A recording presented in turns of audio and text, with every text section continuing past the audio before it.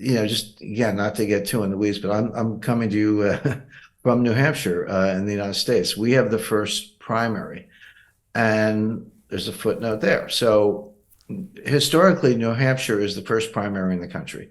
It's a bellwether. It's where Jim McCarthy, by the way, in 1968, he did not win the New Hampshire primary, but he got way more votes than anyone thought. And that led immediately to Lyndon Johnson withdrawing from the race.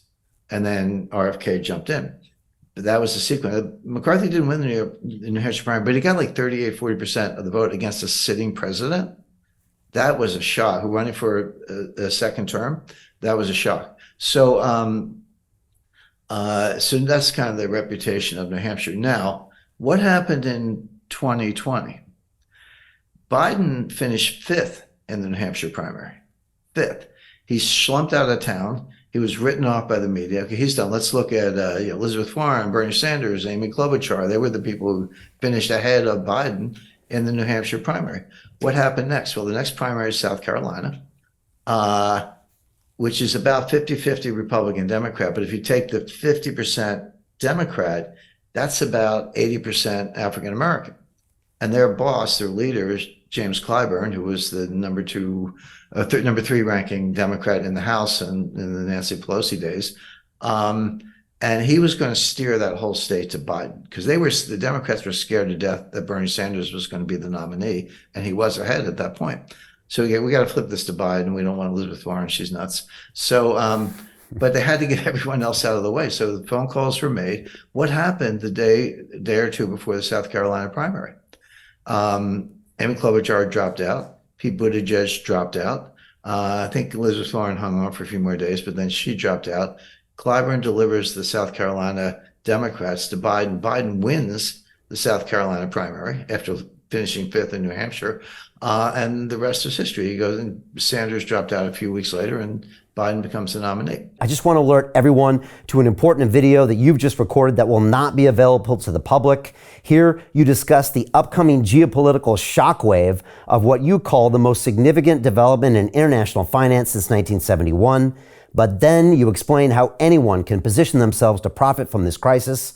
Our viewers can access that video at londonreal.tv/Jim, and I highly recommend that everyone go watch that immediately after our conversation. So about 6 or 7 months ago, the Democratic National Committee says, well, we're going to change the primary calendar.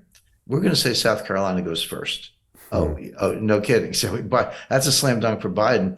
They don't want Biden to run in New Hampshire because he's like a sitting president running for re-election.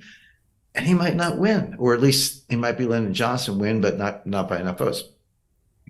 What they didn't seem to understand is that New Hampshire's status as the first primary state is a state statute. It has nothing to do with the Democratic National Committee or anything else. And again, here in New Hampshire, we have a Republican governor, and both houses of the state legislature are Republican controlled. So they're kind of looking at the DNC. We don't care what you say.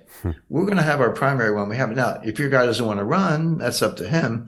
But RFK Jr. says, I'm getting to the point here. RFK Jr. has said, I'm definitely running in the New Hampshire primary. My path to the nomination starts in New Hampshire.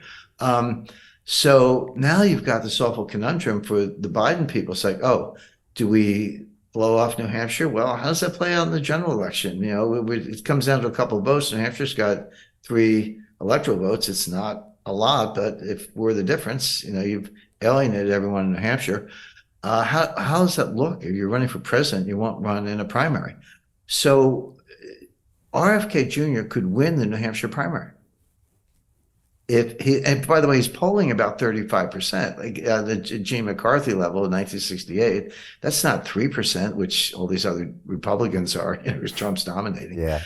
RFK's polling around 35%. And if Biden doesn't run, then RFK wins the New Hampshire primary. I defy the U.S. corrupt media to ignore that. I mean, they might try, but then they're just lackeys of the DNC. So it's going to be a crazy year. And I would start there. Hey, do you want to profit from crypto? Then join my DeFi Academy. The Crypto DeFi Academy will help you create generational wealth. But don't take my word for it. Listen to my students.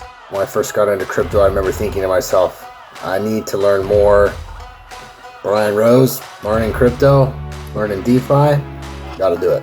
I am so grateful that I jumped in and did this. I had to break through some limiting beliefs that I can do this, that I can afford this, that I can be in this. It challenges the things that are deeply rooted within us. Joining DeFi Academy has been one of the best decisions I have made on my blockchain journey. This course was a life changer, a game changer, a huge eye-opener, coming from knowing practically nothing at the speed of the learning over 4 weeks was just fantastic. The information you provided in this class was invaluable. I feel far more confident in my next steps.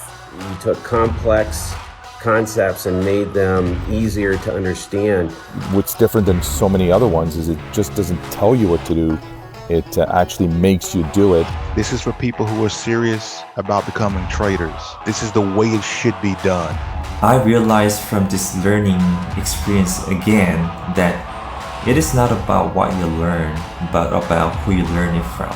The energy was insane. I've never experienced such incredible energy on a live call. Brian Rose, you are a legend, my friend.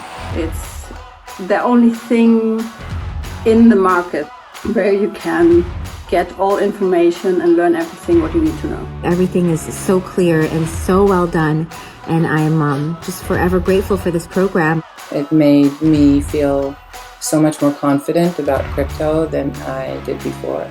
I did not anticipate how passionate I was going to become about it. It's also been like a big learning experience for me, not just in the crypto space, but just in overall balance of life. What I've learned is, how to take ownership, of my life in a way that I really hadn't before. Yeah, you can't put a price on that, really. I would recommend it to anybody, top notch. Excellence does not come cheap. So if you want excellence, you got to pay for it, but it's so worth it. Pull the trigger. That's what this course is about. You're not going to regret it, really. It's amazing. Thank you, Brian and team. So what are you waiting for? Crypto is happening now. Click the link below, submit your application, and let me mentor you on how to create generational wealth and build the decentralized financial infrastructure of the future.